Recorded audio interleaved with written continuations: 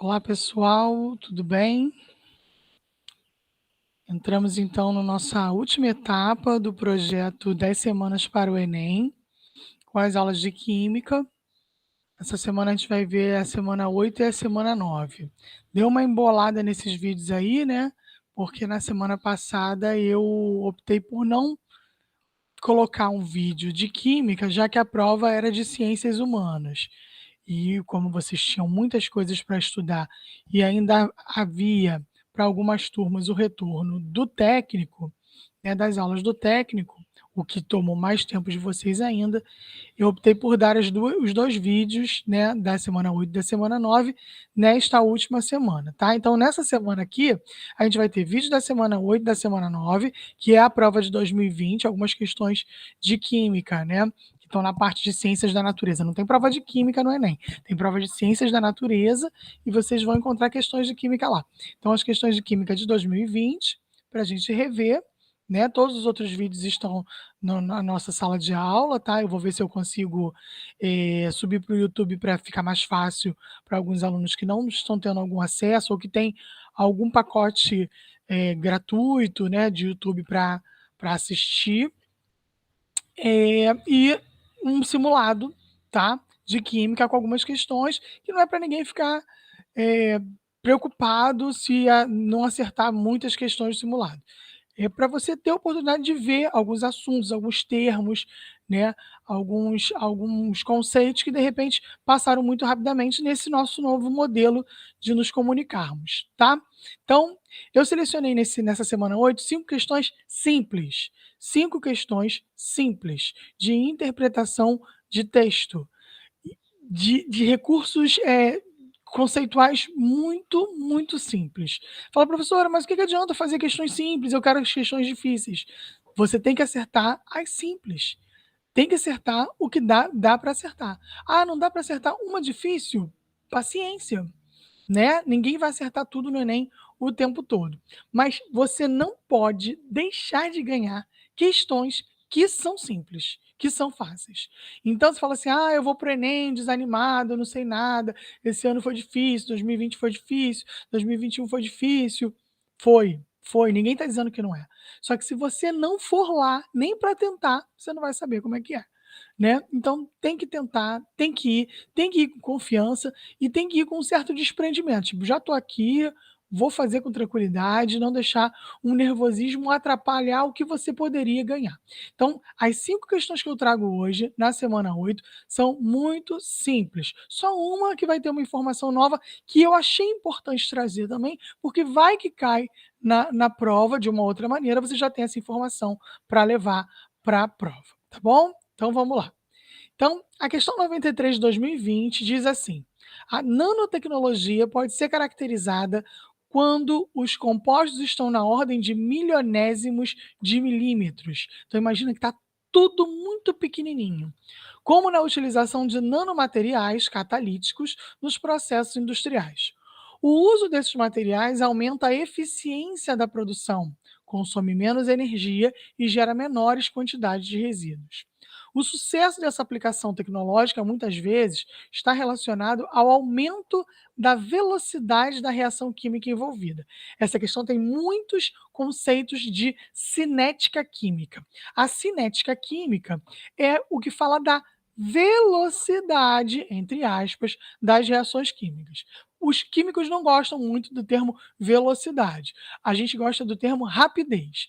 Então, uma reação química ela não é mais veloz, ela é mais rápida ou mais lenta, dependendo de algumas situações onde os reagentes são colocados, né? Então, por exemplo, quando você tem reagentes em alta concentração, a reação é mais rápida. Quando a concentração é baixa, aí a reação é mais lenta. Quando você tem reagentes pulverizados, todos pequenininhos, a reação é mais rápida, né? Então você imagina que, por exemplo, você tem um carvão no churrasco todo fragmentado, ele queima muito rapidamente. Se é um pedaço grande de carvão, uma tora grande de carvão, queima mais lentamente, né? Essa propriedade que esse fator que a gente relaciona ao tamanho das partículas para reagir chama-se superfície de contato. O que que a gente entende? A gente entende que se você tem uma tora de carvão, você tem que ter a combustão do carvão ao redor. Depois que ele sofrer a combustão, vai passar para o carvão mais interno, depois do outro mais interno e assim sucessivamente. Se você tem ele todo fragmentado, uma quantidade maior está em contato com o ar para sofrer a combustão. Então, a superfície de contato propícia para a reação acontecer, disponível para a reação acontecer, é maior. É o que vai acontecer aqui quando se trata de nanotecnologia. Como as coisas estão muito pequenininhas, você tem uma superfície de contato maior, tá? Então, o sucesso da tecnologia está relacionado também, tá, à reação de reações químicas com uma superfície de contato maior. Você consegue reagir partes muito pequenas daquele seu material. Então você tem muitas partes pequenas para reagir. Então você é como se você tivesse uma maior, quantidade de material disponível para a reação acontecer, tá bom? Então aqui, ó, a nossa resposta seria maior superfície de contato. Então é importante que você entenda esse conceito de superfície de contato. Então, o que que vai reagir mais rapidamente? Esse exemplo que eu vou dar agora é um exemplo clássico. Um comprimido inteiro ou um comprimido todo macerado, todo amassado. Vamos imaginar um comprimido efervescente. O comprimido todo picotadinho, todo amassadinho, vai reagir mais rapidamente. Mas é o mesmo comprimido, tem a mesma quantidade de matéria. O que que muda? A superfície de contato. Tá? Então, no comprimido todo pulverizadinho, você tem uma quantidade disponível de moléculas todas de uma vez para reagir. Então, você aumenta a superfície de contato, aumenta a velocidade da reação. Ok? 95. Vamos lá. Para garantir que os produtos eletrônicos estejam armazenados de forma adequada antes da venda, algumas empresas utilizam cartões indicadores de umidade nas embalagens desses produtos. A gente vê muito um sachêzinho. Quando a gente recebe uma bolsa, um casaco, um sapato ou um aparelho eletrônico, um sachê de um pozinho e tá lá: "Não coma". Aquilo é sílica, tá. Então é desse produto que ele está falando. Está falando desse produto que é colocado nas embalagens, porque essas embalagens vêm de navio. Quando a embalagem é made in China, né, tipo exportação, o que que ela tem? Ela está vindo importada, ela vem de navio em containers. Então, a situação de umidade ali é muito grande, né. Então, aquela umidade, ela imagina você que já passou por regiões perto do mar, sabe que há, né, uma umidade muito grande perto do mar. Então aquela umidade, ela pode estragar o produto quando chega aqui, ou o tempo que fica armazenado no porto, então não pode. Então para reter essa umidade, tirar essa umidade do produto, se coloca um sal, que é um sal altamente higroscópico. Todos os sais têm um certo grau de capacidade de absorver a umidade. O seu sal de cozinha em casa tem essa capacidade. Por isso, quando você vai no restaurante, tem lá o arroz dentro do saleiro. Por quê? Porque o arroz ele é mais higroscópico que o sal. Então, é o arroz, é o grão de arroz cru que absorve a água e deixa o sal sem ser com aquela umidade absorvida, né? Então, a gente sabe que o sal normal ele é higroscópico. Existe um outro produto que vende no mercado chamado seca-mofo. Você coloca o salzinho no armário e depois ele absorve a umidade para tirar a umidade de quartos que não tem muita ventilação ou de armários, funciona muito bem. Então essa sílica funciona assim. Então ele está dizendo o seguinte: como você procederia para reutilizar, num curto intervalo de tempo, um cartão ou esse saquinho que já estivesse com a coloração rosa? Porque ele diz que a coloração rosa ela é observada quando está cheio de água. Então, o que que você quer? Você quer que dessa situação de rosa, cheio de água, volte a uma situação azul.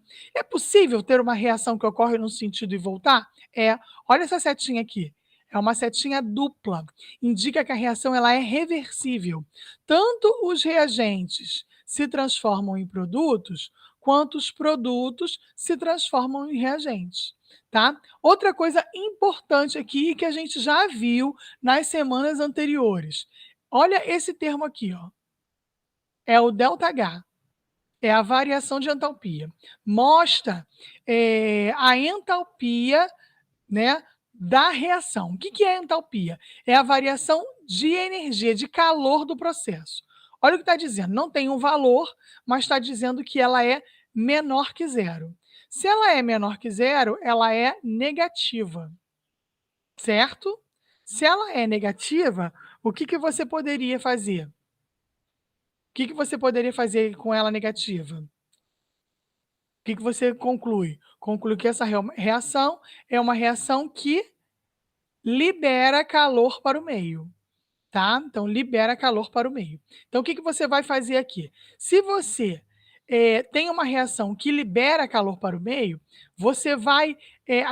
Quanto mais calor você tirar dessa reação, tá? Tirar dessa reação, mais essa reação vai se deslocar para cá, para a direita, para o rosa. O que que você quer? Você quer levá-la para o azul. Se você quer levá-la para o azul, você precisa fazer o processo contrário, que ao invés de retirar calor dela, você precisa ceder calor a ela. Então, qual dessas opções envolve fornecimento de calor seu para a reação? Seria essa aqui, ó, aquecimento com o secador de cabelos. Quando você aquece, você fornece calor, desloca essa reação para cá e tem o sal separado da água, né, e podendo ser reutilizado. Ok? Se você poderia pensar de maneira prática também, né? Se você quer que a água dê uma separada, quase que uma evaporada, você aquece e essa água que está ali vai ser desprendida em forma de vapor. Tá? Então você poderia analisar essa reação, essa questão, por vários conceitos químicos, ou o conceito de entalpia, um outro conceito chamado de deslocamento de equilíbrios, tá? Isso aqui é um equilíbrio, você desloca o equilíbrio fazendo uma força contrária do equilíbrio, ou analisando a nossa vida do cotidiano, conhecimentos que a gente já tem, que são conhecimentos químicos, tá? A química está no nosso dia a dia. Questão 99. Embora a energia nuclear possa ser utilizada para fins pacíficos, recentes conflitos geopolíticos têm trazido preocupações em várias partes do planeta e estimulando discussões visando o combate ao uso de armas de destruição em massa. Fica ligado em energia nuclear, foi um assunto que a gente viu no início desse segundo trimestre, quando a gente viu o filme do Radioatividade, do Marie Curie, e a gente fez algumas coisas, porque a energia nuclear ela pode ser uma opção para o aquecimento global, para o fim do aquecimento global, para a diminuição do aquecimento global. Fim não, porque o aquecimento global é um processo natural, quer dizer, o efeito estufa é um processo natural, aumentado potencialmente por ação do homem, que a gente chama de ação antropogênica, tá? Então, como o nosso problema maior, ambientalmente falando, hoje é emissão de gases de efeito estufa e desmatamento, a gente precisa de energia, não tem como, porque a gente vive numa sociedade cada vez mais tecnológica, uma das opções é trabalhar com energia nuclear de maneira segura, tá? Então, não para fins bélicos, obviamente, mas para fins energéticos, porque ela não emite gases de efeito estufa. Então é uma opção, não é uma opção absurda. É uma opção perigosa, mas não é uma opção absurda, tá.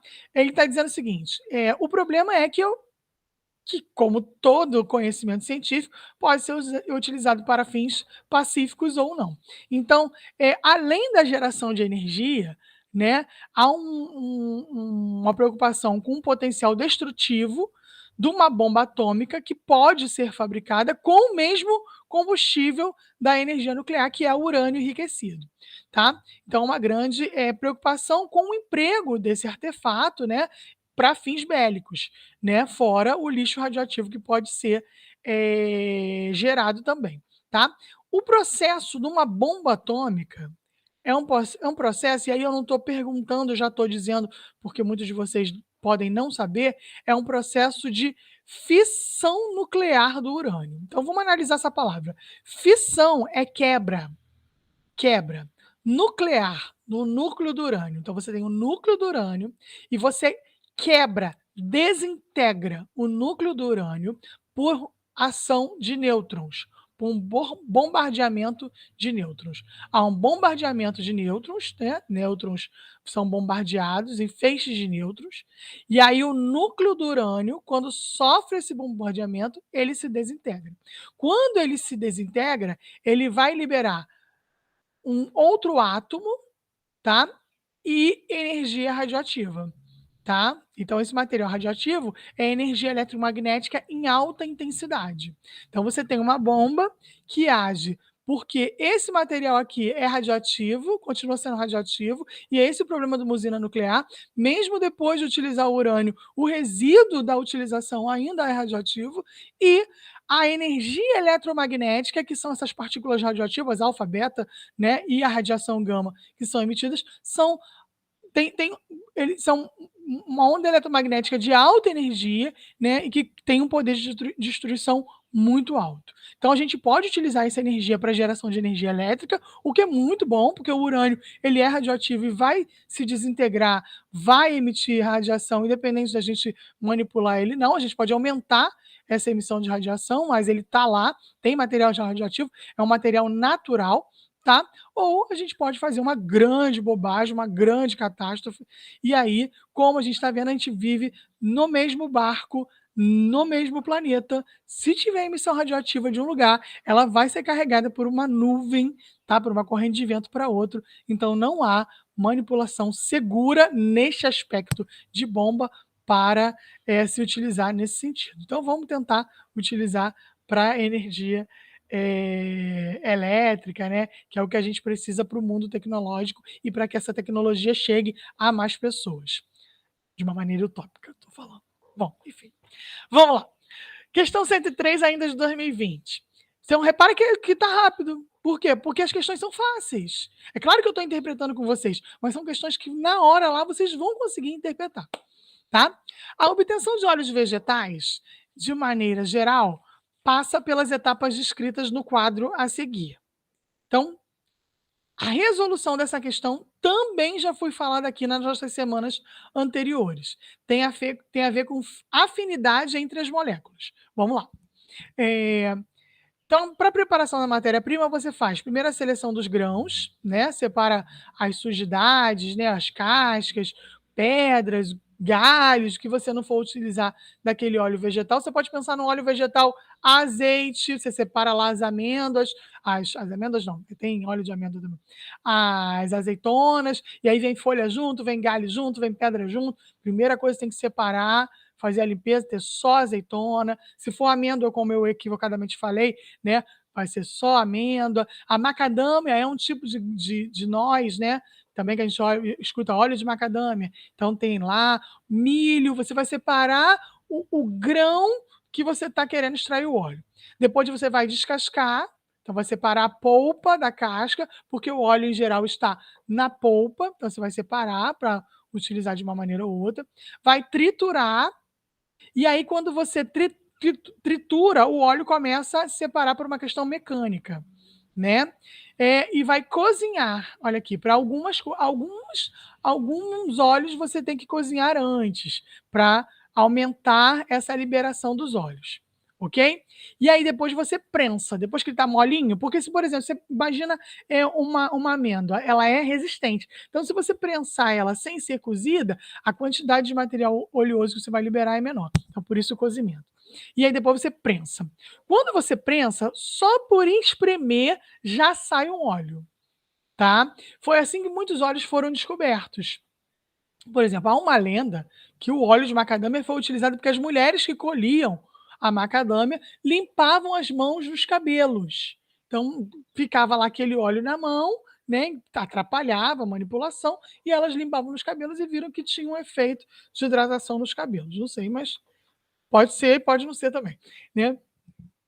Então, essa prensagem tira o primeiro óleo. Depois O óleo que fica nisso que já foi prensado, ainda tem óleo, e na empresa não se pode se perder nada, ele é extraído de maneira química, olha aqui, ó, ele é extraído com hexano. Então você repara que essa e essa aqui são todas etapas que se faz por métodos físicos, tá? Então você está favorecendo a retirada da substância, mas você não está utilizando nenhuma outra substância externa para facilitar essa retirada. Na extração você está. Porque na extração o que acontece? Como você já cozinhou, já descascou, já prensou, e o óleo que está lá ele está muito entranhado, você coloca o hexano para que o hexano faça o quê? Como se sugasse o óleo. Como é que ele suga? É uma solubilidade. O hexano ele vai solubilizar o óleo daquele outro material que você não quer, certo? Como é que uma coisa solubiliza a outra? Por afinidade química. Então, na máxima, que eu já falei nas outras aulas, que chama-se semelhante dissolve semelhante. Uma substância polar solubiliza outras substâncias polares e uma substância apolar solubiliza outras substâncias apolares. Adiantava, por exemplo, eu colocar água? Não, porque o que eu estou tentando extrair é óleo. E você sabe que o óleo não se mistura na água, certo? Então, o que você está colocando? Uma outra substância que tenha a mesma polaridade que o óleo. Então, anota aí. Água é uma substância polar.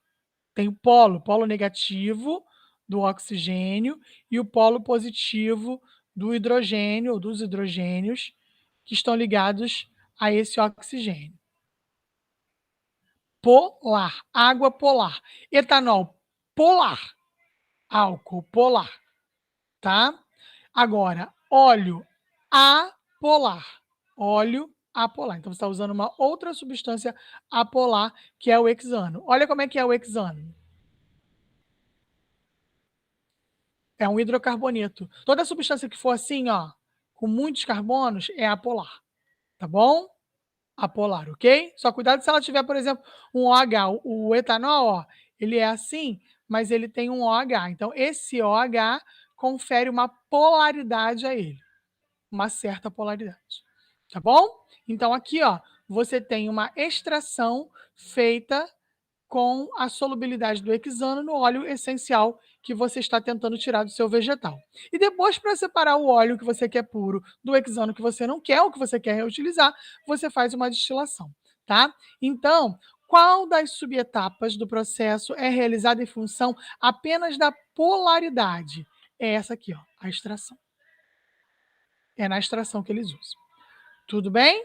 Então, vou tentar fazer a 104 antes que o carro do moço vendendo chegue aqui e atrapalhe o meu som. Vamos lá. Dióxido de carbono passa para o estado sólido, tá? A menos 78 graus Celsius. Então, o CO2, ó, o dióxido de carbono. Ai, meu Deus, vai estacionar bem aqui na frente. CO2, ele passa para o estado sólido a menos 78 graus Celsius e retorna ao estado gasoso à temperatura ambiente. Então, esse é o processo. Deixa eu fechar aqui, gente.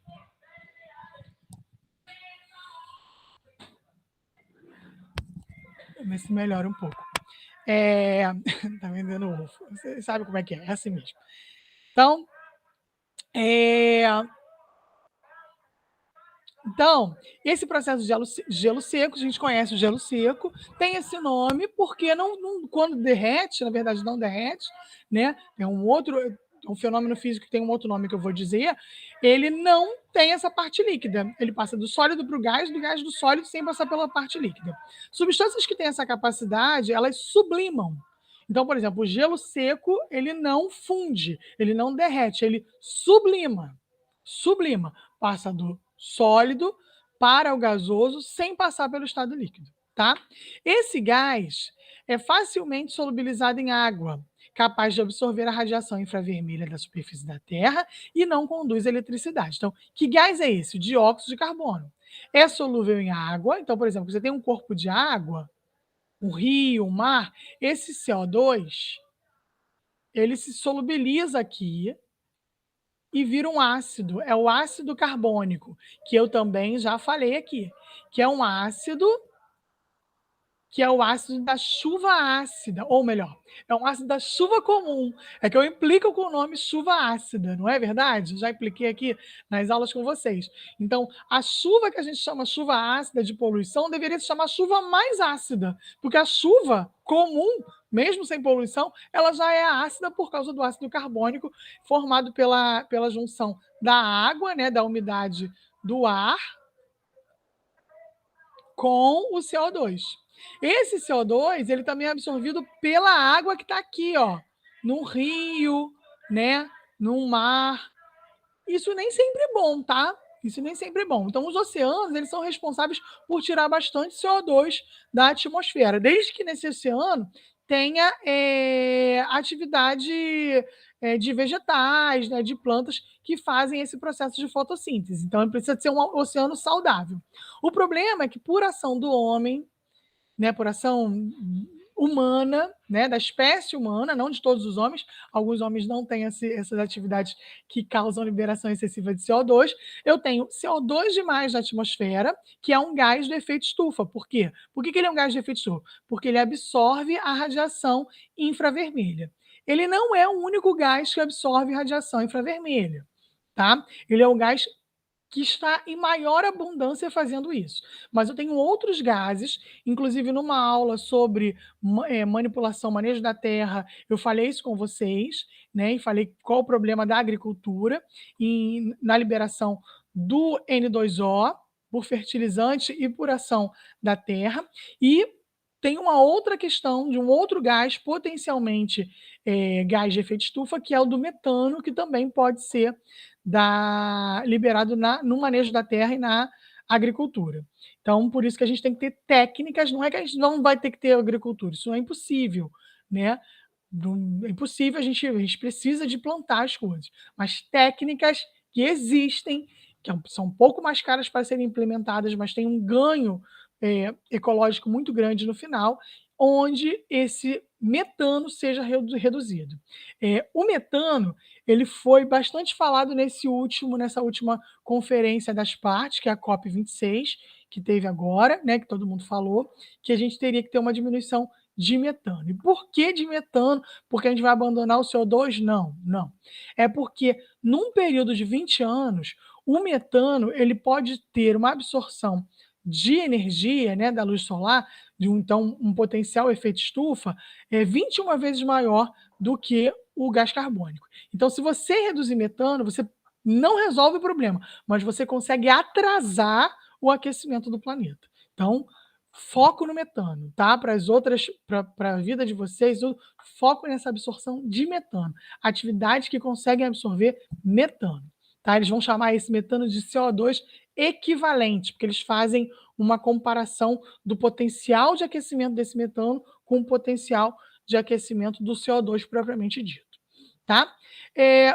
Esse gás é utilizado como matéria-prima da fotossíntese, né? As plantas absorvem o CO2 e liberam oxigênio, tá? E depois que você consegue fixar esse CO2 na própria estrutura dos organismos autrotóficos, o que são esses organismos? São as plantas, tá? Que conseguem fazer a comida através da luz e ela cresce. Como é que você cresce? Comendo, né? Tem que crescer para comer. Comer é o melhor para poder crescer. Tem que comer, porque você não tem a capacidade de produzir suas estruturas. Você pega o que você come e o seu corpo reorganiza nas estruturas que ele sabe fazer por memória do DNA, tá? Então, por isso, quando você come uma carne de porco, você não é porco, né? Por quê? Porque o seu corpo vai pegar os aminoácidos, vai quebrar, vai separar e vai organizar para que seja o seu aminoácido, a sua carne, tá? Então, cuidado para não ouvir bobagens por aí, tá? Então, os vegetais não, os vegetais conseguem fazer isso do ar atmosférico, né? Por ação do CO2 e a luz solar. E água, precisa de água também, tá? Você pode, esse gás é liberado na decomposição ou por resíduos industriais, queima de combustíveis fósseis e queimadas, coisa que você já sabe, tá? Apesar da sua importância ecológica, o seu excesso, então há um ciclo do carbono. O CO2 não foi inventado. O problema é o excesso. O problema é a gente pegar o carbono que está lá debaixo da terra, num fóssil que levou 4 bilhões de anos para ser armazenado e liberar na queimada. Então, a gente precisa de energia? Precisa. Precisa. A gente vai parar de tentar achar formas de ter energia para a nossa vida cotidiana? Não vai. Mas a gente tem obrigação, se a nossa espécie quiser sobreviver, espécie humana, estou falando de sobrevivência da espécie humana, tá? Que a gente consiga implantar tecnologias de baixa emissão de carbono, tecnologias renováveis, ok, sustentáveis ou que não têm emissão de carbono. Lembra que eu falei da energia nuclear? É uma possibilidade. É perigoso? É perigoso, mas é uma possibilidade. Energia solar. Não tem impacto ambiental, professor? Tem impacto ambiental. Mas no momento, o nosso problema agora é a emissão de gás. Então a gente tem que começar não, já tem que agir para a diminuição ou cessar de emissão de gases de efeito estufa. Então, o carro elétrico não é a solução, né? O painel solar não é a única solução que a gente tem, não pode ser a única, mas é a emergencial. Nosso problema agora é a questão dos gases de efeito estufa, tá? Considerando as propriedades descritas, o aumento atmosférico das substâncias afetará os organismos aquáticos em razão de quê? E aí você vê que ele fala de efeito estufa, mas quando você afeta organismos aquáticos, ele não afeta por aquecimento dos mares. Não é isso só. Há uma outra ação que esse gás tem nos mares que é ruim por quê? Porque prejudica o ambiente aquático, afeta os organismos aquáticos, prejudica a fotossíntese que ocorreria nos corpos aquáticos e aumenta o aquecimento como um todo, inclusive o do mar. Mas o problema, a ação, é o aumento da acidez. Gente, aumento da acidez, anota aí, cadê meu mouse? Aumento da acidez. Então, quando uma coisa fica mais ácida, é diminuição do chamado pH. pH é uma escala logarítmica, porque ela é muito pequena e o logaritmo dá para a gente uma dimensão maior, tá? Acho que dá para a gente falar nisso numa outra aula. Uma escala logarítmica que mede a acidez de uma determinada solução. Cuidado, a escala é a 25 graus Celsius. De 0 a 7, antes de 7, ácido, em 7, neutro, e de 7 a 14, básico, que é o contrário de ácido. Básico ou alcalino. Então, ó, quanto menor o pH, maior a acidez. Esse pH é o símbolo de potencial hidrogeniônico, ó, potencial hidrogeniônico. Então, preste atenção. O que acontece quando você aumenta o CO2 na atmosfera? Solubiliza esse CO2 em água, forma ácido carbônico. Esse ácido carbônico se decompõe e libera H+, e CO3, 2-, que é o carbonato. Afeta o equilíbrio das conchas, afeta a formação de coral e deixa esse íon aqui, ó, que é um íon que caracteriza a acidez de uma solução em excesso. E aí diminui o pH. Então, ó, redução do pH da água do mar. Certo? Então, é essa opção aqui. Então, repara que é uma questão muito grande e é uma questão que ela pode reaparecer com outros vieses, com outras discussões, tá? Por isso que eu achei interessante a gente fazer essa discussão aqui. Vou parar essa gravação. Essa foi a aula 8, a semana 8, e vou deixar para vocês a semana 9, ainda falando da aula de 2020. Volto já já.